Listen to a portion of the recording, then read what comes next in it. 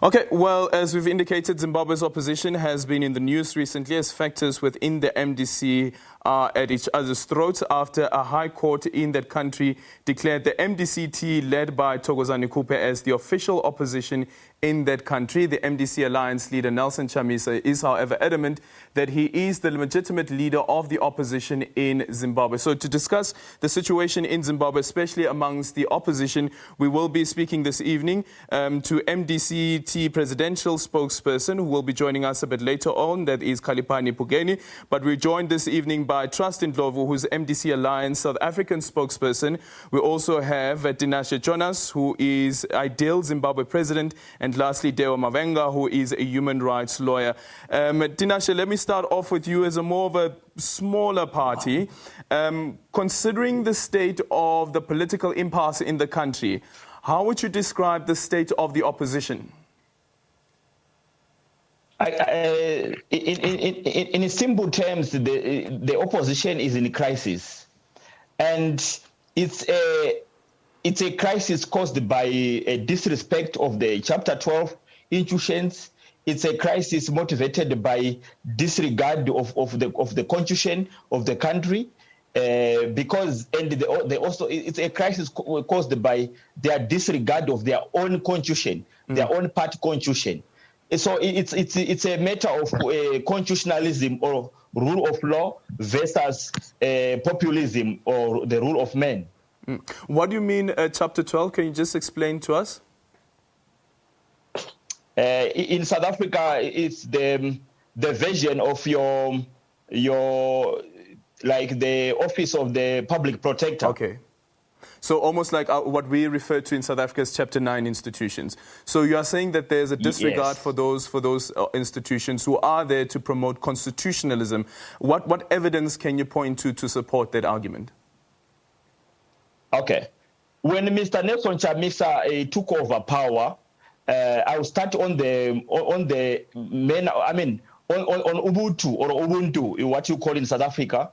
The body of their icon, the late icon Morgan Tsvangirai, was still very cold in a South African mortuary, and they had a comfortable 3 vice presidents. So surely they could have discussed about the burial of their late president. But Mr. Chamisa saw it fit to grab power when his late president was still in a South African mortuary. That is not African. That is an African. Secondly, the executive council, which was assembled by Mr. Nelson Chamisa, was not legally constituted. He basically grabbed the power unconstitutionally. And the High Court had a ruling before they hosted their so-called Congress. And he lost the ruling. Then he decided to appeal just to shortcut to have a fake Congress. Yep. So Mr. Chamisa took over power illegally, and then there was a constitutional court ruling, which is the highest court of the country, and still he disregarded the ruling, and because he said, I'm very popular, so I would people would still follow me. And then he went on with the MDC Alliance, and now he has lost the offices, he has lost the name of the alliance again. Now he sent, probably 2 days ago, he sent his youth to take over the headquarters. And we'll get to that, Tinashe, but in conclusion, would you say that the crisis that the opposition is currently facing in Zimbabwe, at the core of that crisis is Nelson Chamisa? 100%. Okay, let's get the Trust Ndlovu to respond to that. Trust, good evening and welcome to African Perspective. What's your response to what Tinashe has to say? Good evening. Well, the crisis in Zimbabwe is a political crisis, is a legitimate crisis. And in response to that, when ED was walloped at the elections, when ED lost elections, of course, he got into power through the court processes, of which we had to respect. But we know the truth of the matter, that ED was not happy when he lost those elections. And in response, he had to use the courts. And in using those courts, he has to use the courts to weaken the Nelson Chamisa, the president of the MDC Alliance. He had to weaken it by making sure that Chamisa loses everything in courts. And we had been waiting to see if at all the MDC Alliance will be given justice, but unfortunately, because there is a political crisis in the country, there was no way that we were going to get that justice. Then we also... Trust, is it not true, though, that the divisions within the party came even before Emmerson Mnangagwa was elected president of the country? The fallout between Thokozani Khupe as well as Nelson Chamisa came before the 2018 elections. That is true then, but I was about to explain that. You see, what happens is that when the former president of the MDC-T died or passed on, there was already a national council which was about to discuss the national issues. And which, of course, by that time, we were preparing for the national elections. And the National Council had all the powers to decide who had to lead them at that moment. So the National Council could not leave a leadership vacuum. And Madam Khupe, by then she was not around. You would remember that for about 8 months, Madam Khupe was not attending meetings which were being called by the former president, Morgan Tsvangirai. Therefore, the party had to make a decision. It was a very difficult moment, and they decided that they had to ask Nelson Chamisa to lead That's not how I understand it to be, Trust. That's not how I understand it to be. I understand it to be that Morgan Tsvangirai is the one who, for lack of a better phrasing, anointed Nelson Chamisa to be his successor, although it was against the constitution of the party. Look, those are other issues that one, of course, the president had also wished to see Nelson Chamisa taking over. But also there were due processes which had to be followed. Yeah. In our understanding by then, of course, even now, the National Council has the power in between congresses to make such decisions. But in any case, like I said before, that after the elections, you would find that they realized that, no, the MDC as an opposition had become too powerful. Okay. And then they had to use the courts to weaken. Let me just finish my point. Mm-hmm. They have to use the courts to weaken the opposition because the MDC was becoming too powerful, and it was only Chamisa who was making a point that the MDC had won elections. Okay. And of course, now that things are in the situation like where we are right now, we've decided to say, okay, for the sake of peace, for the sake of unity, let's come together. Okay. Let's go according to the court's ruling to say 2014 structures. Let those 2014 structures come together and try to address the question pronounced by the Supreme Court judgment. Okay. And that's where we are now. Okay, Khaliphani, let's hear your take on what has been said now by Trust.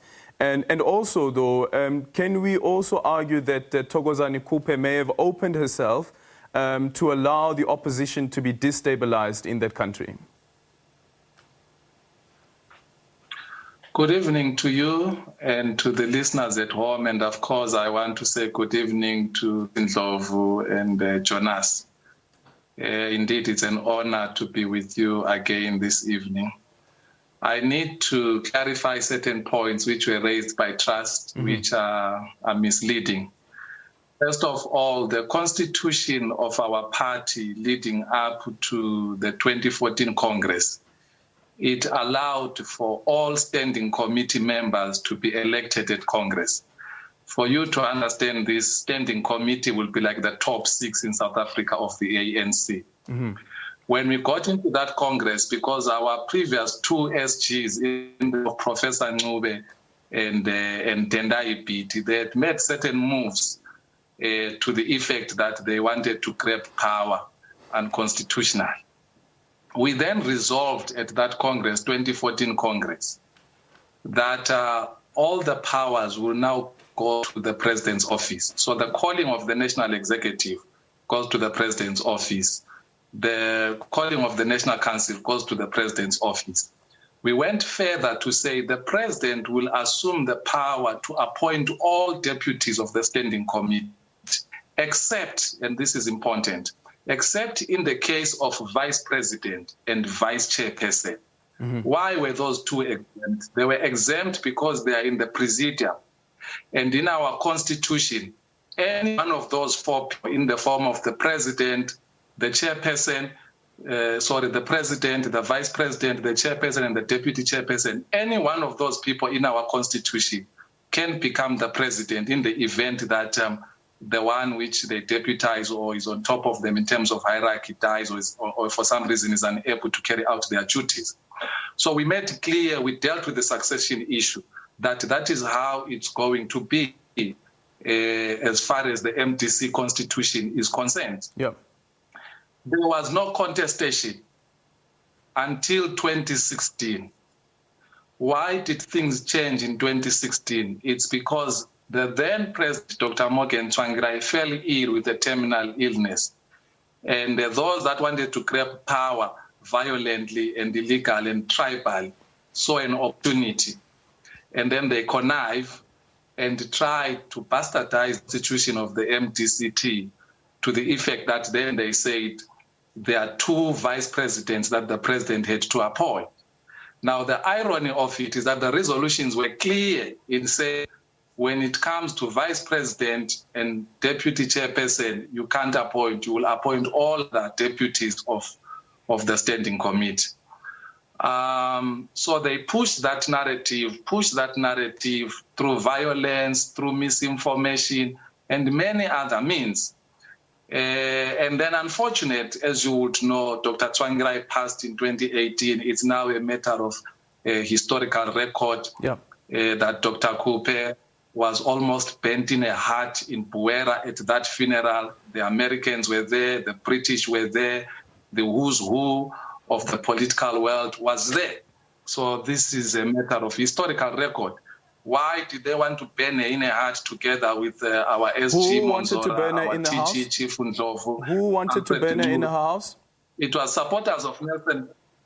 It was supporters of Nelson Chamisa. They said to her, she is Ndebele, and that disqualifies her from ruling Zimbabwe. She must go back to Matebeleland. They actually called her dissident, and they said they'll do to her what was done to the dissidents during the Kukuraundi era. Yep. So they attempted to burn that hut where she had taken refuge. And by God's grace, it was raining, so the grass could not catch the fire. Mm-hmm. That's how she survived today. That's how you still have this former deputy prime minister of this country. She was basically left helpless there. And as Providence will have it, she survived because of that. Okay. Now, Khaliphani, unfortunately, we just have to, let's just quickly go to an ad break. We're going to come to an ad break, and then we're going to ask you about the role of Thokozani Khupe right now and whether she has opened herself to being influenced by ZANU-PF, and then we'll get Dewa Owos to comment on this as well and what this means for the issue around human rights. So that conversation will be happening just after this. We're having a debate, a conversation looking at the state of the opposition in Zimbabwe, and is it in a state of crisis?